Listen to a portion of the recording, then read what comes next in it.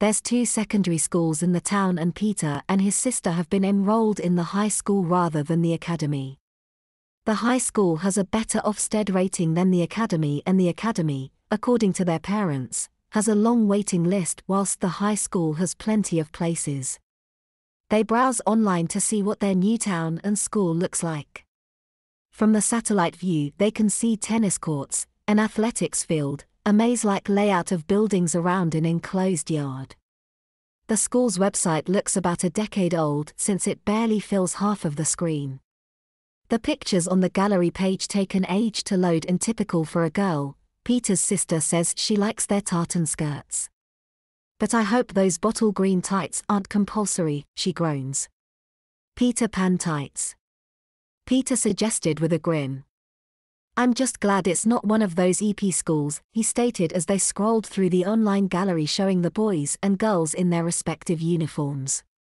Apparently Upton Grammar nearly became one of those. Kate said.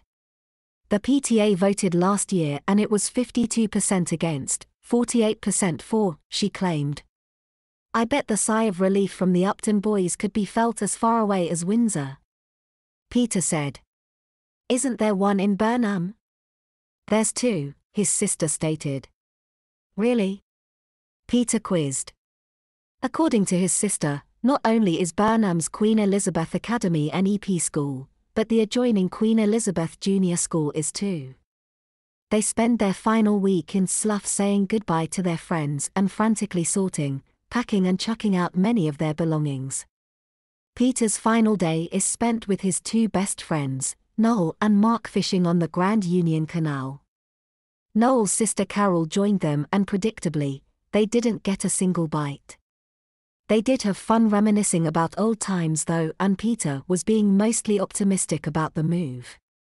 He mentions that excellent Ofsted rating that his new high school has, before mentioning that the town's other school has an average rating but a waiting list as long as one's arm.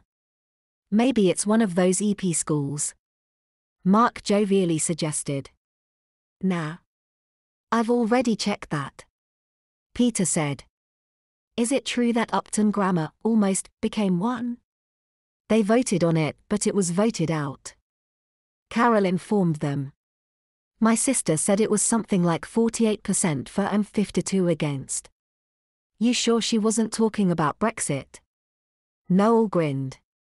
Eventually, they packed up their tackle and headed down the towpath, 2 by 2 due to its narrowness.